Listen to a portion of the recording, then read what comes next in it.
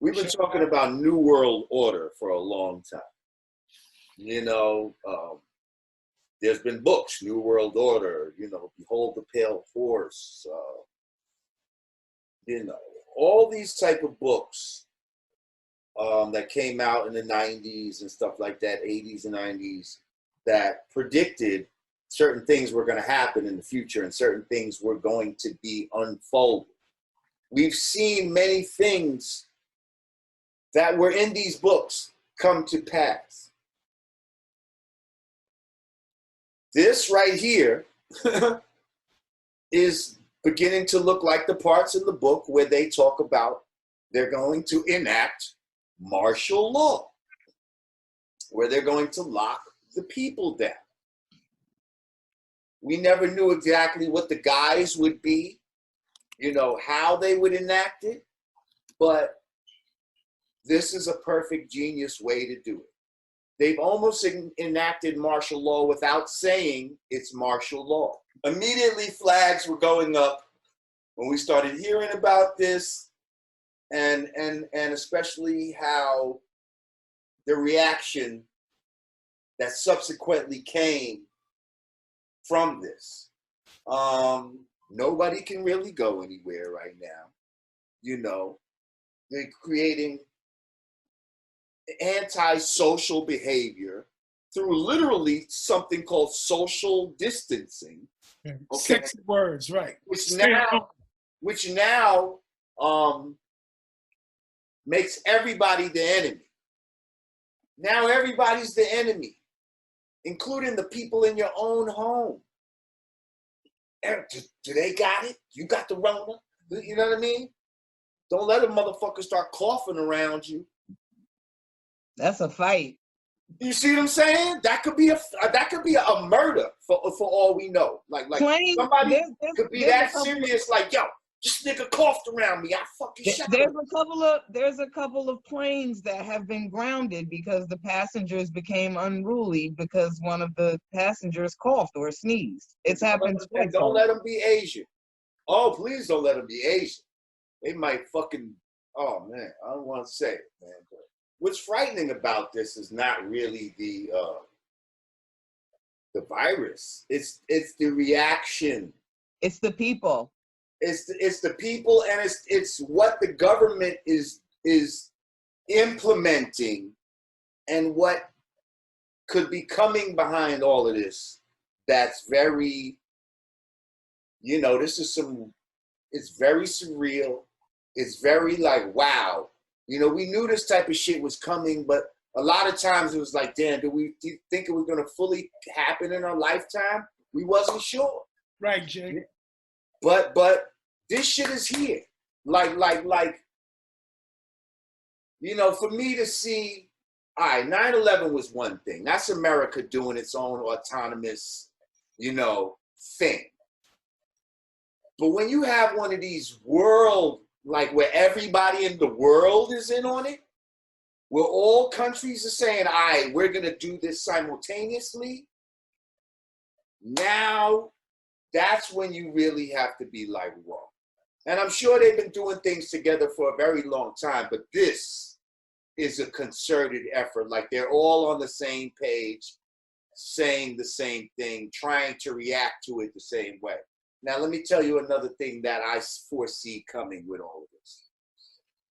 You know, for the longest time, they've been trying to fuse out paper money.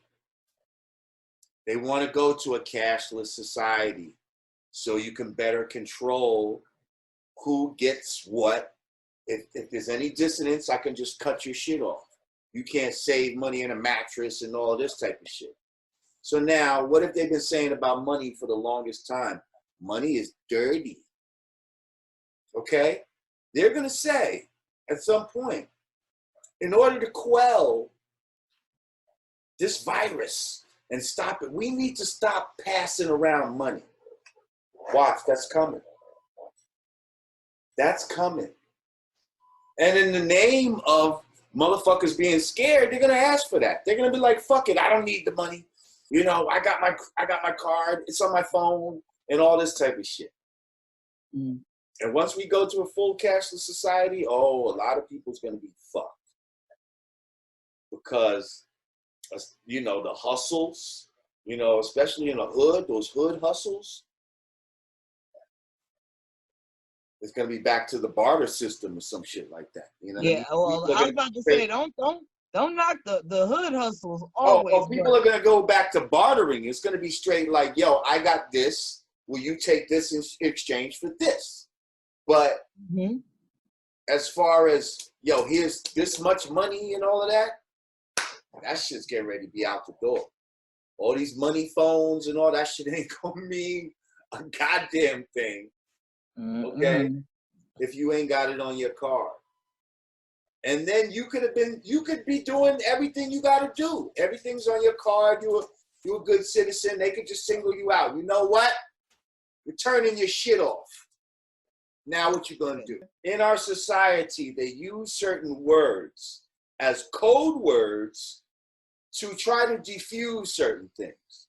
So when you put something into the under the umbrella of a conspiracy theory, part of the code word is that's some bullshit, that's some nut ass shit, that's some shit that really you shouldn't take seriously because, you know, it's coming from people that, you know, are just outside of the box in all regards. You see what I'm saying? Coming from untrustworthy people, you know. So now you're hearing, even when you hear people talk about this coronavirus and the fact that, first of all, there's patents on this motherfucker. The fact that it could have been introduced to the people, you know, you got people now, the next thing that they're talking is tinfoil hat conspiracies. That's another word they're using, tinfoil hat. That's becoming popular right now, even though that's an old thing, but people are bringing that back. So anybody that tries to address these issues and speak on it, anything other than the party line, they put you in the tinfoil hat, and then the tinfoil hat means that basically you're fucking crazy. You know what I mean? Like you're talking some crazy shit. And again, it's used to neutralize any dissent. It's used to neutralize any critical thinking on the matter, you know, on any matter, really. Yeah, much like anti-Semitism, homophobe, like, you know what I'm saying? Like, once these words are enacted, it means, toe the line, be quiet. No critical thought, no balanced reporting on the matter. 150-something thousand got it. Over 100,000 recovered. Only not even 5,000 have died. Hey, you coughing over there?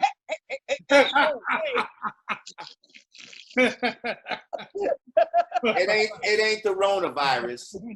It's the cannabis virus. Okay. Don't be coughing on my phone.